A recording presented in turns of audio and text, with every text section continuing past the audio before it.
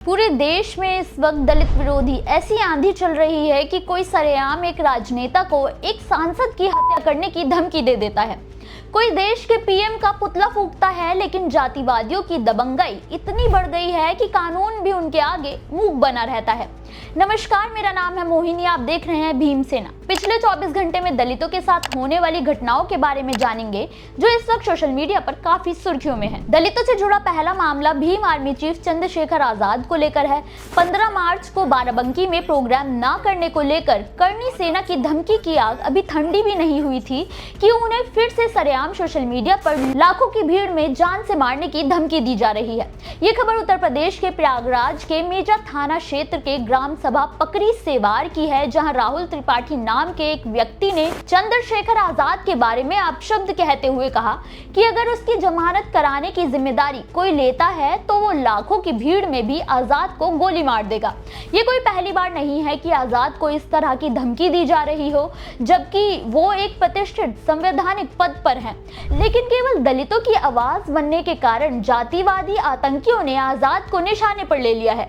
दलित संगठन और भीम आर्मी के कार्यकर्ता राहुल त्रिपाठी के खिलाफ गिरफ्तारी की मांग कर रहे हैं। ऐसी मानसिकता वाले लोग सभ्य समाज के लिए श्राप हैं और उन्हें भारत में रहने का हक नहीं है। अब देखना यह होगा कि एक संसद को इस तरह से धमकी देने के बाद पुलिस प्रशासन का क्या रवैया होता है। दलितों से जुड़ा अगला मामला बिहार के जहानाबाद से है, जहां एक दलित व्यक्ति बुलेट पर क्या बैठा जातिवादी आतंकियों के पेट में दर्द होने लगा। उन लोगों ने दलित युवक को बुलेट पर बैठने की तुगलकी सजा भी दे दी। हिमांशु राज नाम का दलित युवक अपनी मां के जन्मदिन के मौके पर अपनी बुलेट गाड़ी से केक लाने गया था, लेकिन हिमांशु का बुलेट पर बैठकर चलना ठाकुर समाज के कुछ लोगों को चुभ गया।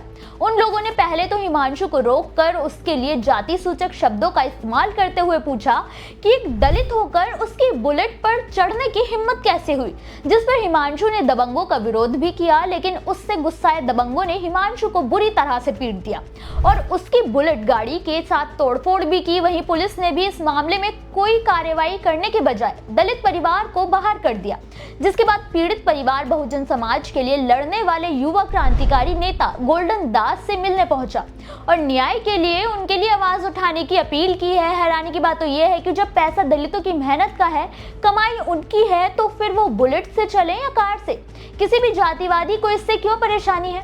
ऐसा लगता है कि जैसे आज भी कुछ लोग इसी सोच के साथ जी रहे हैं कि दलित पिछड़े केवल बंधुआ मजदूरी करने के लिए ही हैं।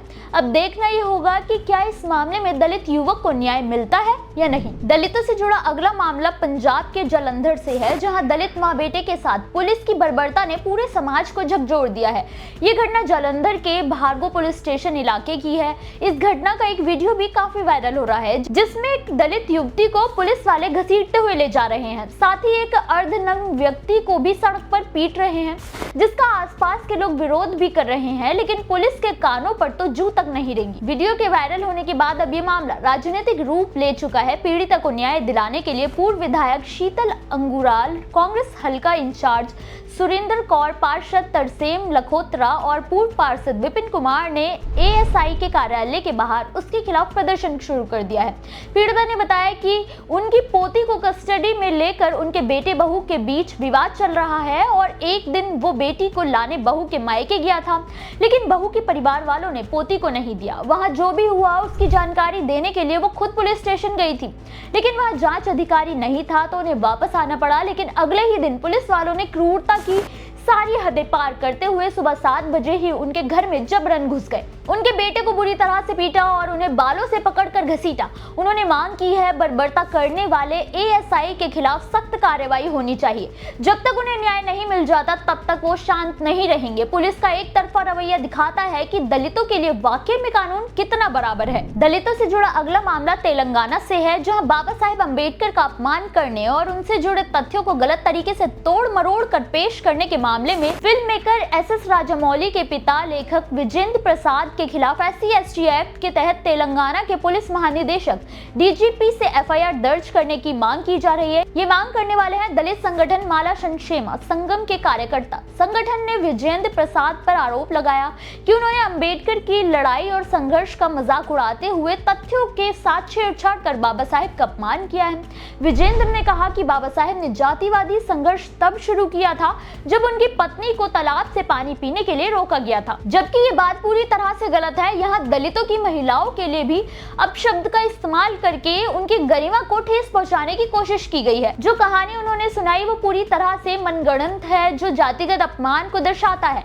अंबेडकर ने केवल पत्नी के लिए लड़ाई लड़ी थी, ये कहकर विजेंद्र प्रसाद ने उनकी बचपन से दलितों के हक की लड़ाई का अपमान किया है। एक प्रतिष्ठित व्यक्ति होकर बाबा साहेब का अपमान करने के लिए केवल फैक्ट के साथ छेड़छाड़ करना पूरी तरह से कानून के खिलाफ है। अब देखना यह होगा कि क्या इस मामले में उनके खिलाफ कार्रवाई होगी या बाबा साहेब का अपमान का मुद्दा यूं ही रफा दफा कर दिया जाएगा। दलितों से जुड़ा अगला मामला उत्तर प्रदेश के नोएडा से है, जहां जातिवादी पुलिस वालों ने दलित की बारात में बजने वाले डीजे को जबरन बंद करा दिया। ये मामला ग्रेटर नोएडा के रबुपुरा कोतवाली क्षेत्र के नगला पदम गांव का है। इस पूरी घटना का एक वीडियो भी सोशल मीडिया पर वायरल हो रहा है, जिसमें शादी की खुशियों के मातम जैसी स्थिति में बदलने पर खुद दूल्हा रो पड़ा। दूल्हे और बारातियों ने बताया कि बारात से पहले घुड़चढ़ी होनी थी, लेकिन तेज हवा और बारिश के कारण दिन में नहीं हो सकी, तो रात को 10 बजे चढ़त दोबारा शुरू की गई।